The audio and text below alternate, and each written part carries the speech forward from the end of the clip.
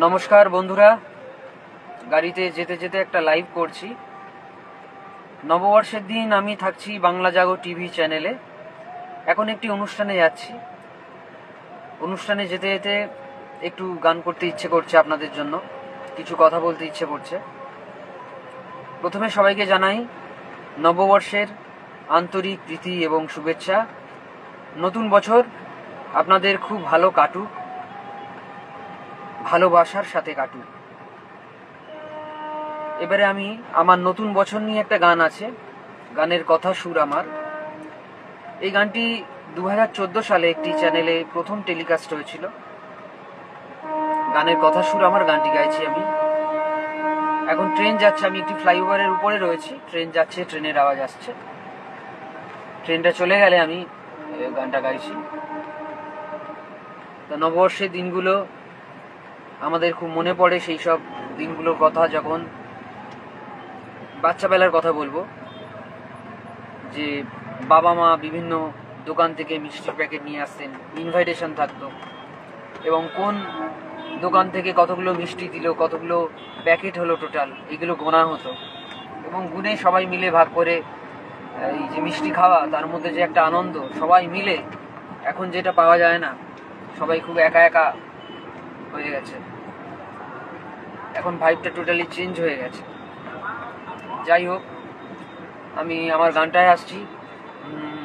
ভালোবেসে হাত বাড়াও নতুন বছরে, জড়িয়ে থাকবো তোমায় নতুন বছরে।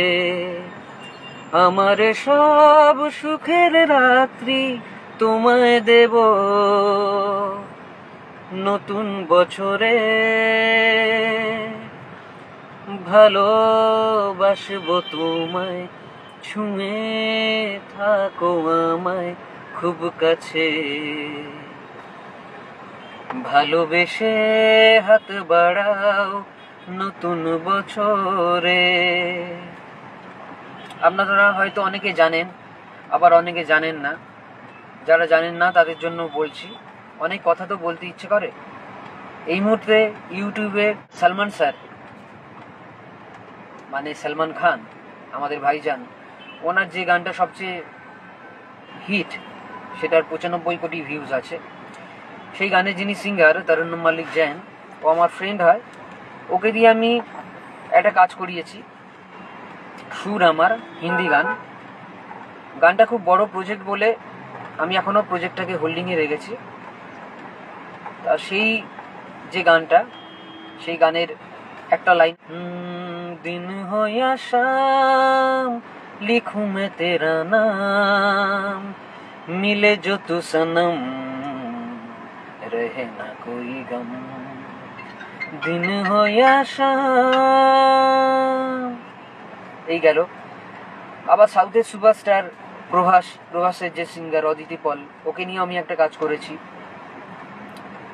এগুলো একটা কথা বললাম আর কি, আপনাদের জানালাম। অনেকেই জানেন, বিভিন্ন টিভি চ্যানেলে বলেছি। আর আজকে আর একটা গান গাইবো আমি, সেই গানটা একটু গাইছি আপনাদের। এই গানটা নিয়ে একটু বলার আছে। এই গানটা 2007 সালে আমি রিলিজ করেছিলাম। গানে তখন সিডি এবং ক্যাসেট বেরিয়েছিল, এবং এই সিডি এবং ক্যাসেট রমরমিয়ে বিক্রি হয়েছিল, আমি নিজের চোখের সামনে দেখেছি। এই অ্যালবামে 3টে গানের আমি ভিডিও করেছিলাম, আর সেই গানগুলো বিভিন্ন টিভি চ্যানেলে খুব জনপ্রিয় হয়েছিল। তার মধ্যে একটা গান ছিল বোম ভোলে বাঁচাও বোম ভোলে, একটা মজার গান। তারপর আর একটা গান ছিল ছুঁয়ে যাও এই মন আমার। এগুলো সব খুব স্ট্যান্ডার্ড গান ছিল। তো প্রচুর সিডি সেই সময় বিক্রি হয়েছিল, তখন সিডির সময়। সেই অ্যালবাম থেকেই আমি একটা গান আজকে গাইবো আজকের অনুষ্ঠানে। তো আপনাদের সাথে শেয়ার করছি গানটা। একটা ক্লাসিক্যাল বেসড গান। আমি তো ক্লাসিক্যাল 22 বছর ধরে শিখেছি, এখনও প্রতিদিন সকালবেলা রেয়াজ করি। রেয়াজ না করলেই আমার মনটা ভালো লাগে না। আমি যেহেতু সুরকার গীতিকার হিসেবে বেশি কাজ করি, এবং রেয়াজটা না করলেও হয়, কিন্তু আমি কিন্তু রেয়াজটাও করি, আর পারফরমেন্সও করি। আমার মনে হয় যে ভগবান যে ট্যালেন্টটা দিয়েছে, সেই ট্যালেন্টের মর্যাদা দেওয়া উচিত সব সময়। সেই কারণেই আমি প্রতিদিন গান প্র্যাকটিস করি। আজকে যে গানটা গাইবো সেই গানটার 2 লাইন আপনাদের শোনাচ্ছি। অবশ্যই পয়লা বৈশাখের দিন বাংলা জাগো টিভি চ্যানেলে অনুষ্ঠানটা দেখবেন, দেখতে ভুলবেন না। এই চ্যানেল থেকে আমি তৃতীয়বার ডাক পেলাম। এটা খুব বড় একটা চ্যানেল ওয়েস্ট বেঙ্গলের, এবং সারা পৃথিবী কভার করে, এবং আমি খুব ভাগ্যবান যে হাতে গোনা কয়েকজন আর্টিস্ট এবং সেলিব্রিটিদের মধ্যে আমি ডাক পাই। ওনারা খুব বেছে বেছে মানুষদের ডাকেন। যাই হোক, আমি ভাগ্যবান যে আমি সেখানে পারফরমেন্স করার, এটা আমার তৃতীয়বার আমি সুযোগ পাচ্ছি। তা আমি গাইছি এই গানটা। দেরে না না দেরে না না না না, দেরে না না দেরে না না না না, দেরে না না দেরে না না না না, দেরে না, দেরে না না দেরে না না না না, দেরে না না দেরে না না না না, দেরে না না দেরে না না না না, দেরে না। তোমার চোখে, তোমার চোখে স্বপ্ন সাজিয়ে রং ছড়িয়ে হারিয়ে গেছে মন। কি জানি জানি জানি, কি জানি জানি জানি, কি জানি জানি জানি কেন যে। এবারে নেক্সট গানে গাইছি আর একটু কথা।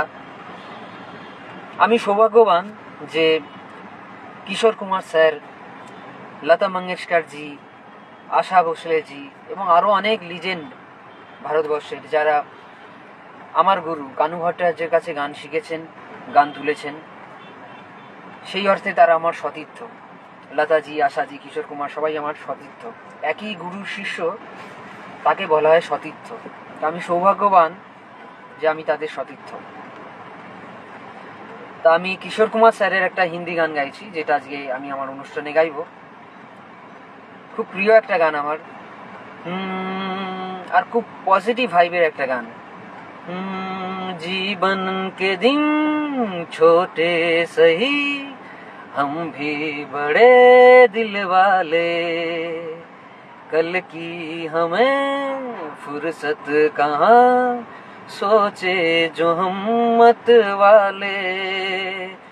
जीवन के दिन छोटे सही, हम भी बड़े दिल वाले, कल की हमें फुर्सत कहाँ, सोचे जो हम मत वाले।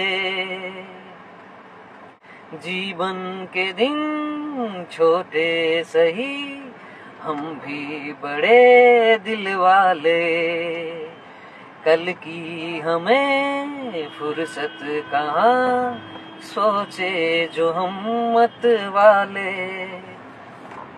আমার গুরুর নামটা বলি, কিশোর কুমারের গুরু, আশাজির গুরু, লতাজির গুরু, যারা ওনার কাছে গান শিখেছেন, গান তুলেছেন, কানু ভট্টাচার্য। এই মানুষটা সম্বন্ধে যারা গান শিখেছে, খুব কম লোকই হয়তো ওনার কাছে গান শেখার সুযোগ পেয়েছেন। আমি সৌভাগ্যবান যে ওনার কাছে আমি গান শেখার সুযোগ পেয়েছি। তা ওনার গান গাইলেও হয়তো অনেকে ওনার সম্বন্ধে বলেন না, এটা আমি খেয়াল করেছি। সেই কারণে আমি গুরুর নাম বলছি, সব জায়গায় বলছি। কানু ভট্টাচার্য ওনার নাম। ওনার পরবর্তী জেনারেশন যারা আছেন তারা শুনে আনন্দ পাবেন। আমি ওনার কাছে গান শিখেছি, উনি আমাকে বলেছিল, তমগ্ন আমার কাছে না বেশি দিন কেউ গান শেখেন না। উনি ভূপেন হাজারিকার গান খুব ভালো গাইতেন, আমাকে শুনিয়েছিলেন। উনি আমার মধ্যে সেই ব্যাপারটা দেখেছিলেন, একটা ট্যালেন্ট দেখেছিলেন বলে উনি পার্সোনাল হয়েছিলেন। উনি আমার নিজের মতন করে গান শুনিয়েছিলেন। যাই হোক, এবারে আর একটা প্রসঙ্গে আসবো। প্রসঙ্গের আগে আর একটা গান আমি গাইব। গানটা হচ্ছে, গানের কনসেপ্টটা হচ্ছে, সারা পৃথিবীতে আমার মনে হয় না এই কনসেপ্ট নিয়ে কোনো নামকরা মানুষ গান কম্পোজ করেছেন। সেটা হলো, সারা পৃথিবীতে সব কিছুর একটা নাম আছে। সেটা কোনো বিষয় হোক, কোনো বস্তু হোক, কোনো জাতি হোক, ধর্ম হোক, যে কোনো কিছু, কোনো মানুষ হোক, সবার একটা নাম আছে, যা আবিষ্কার হয়েছে এখনো পর্যন্ত। আমার গানের এই কনসেপ্টটা হলো, এই নামগুলো যদি পরিবর্তন হয়ে যায় তাহলে কি হতে পারে। এই গানটা আমি যখন ওয়াশরুমে ছিলাম স্নান করছিলাম, তখন আমার গানের লিরিক্সটা আসে মাথায়। আর সুরটা অনেক আগেই ছিল, সুরের উপর গানটা কথাটা আমি বসাচ্ছিলাম। সেই গানের 2 লাইন আমি গাইছি।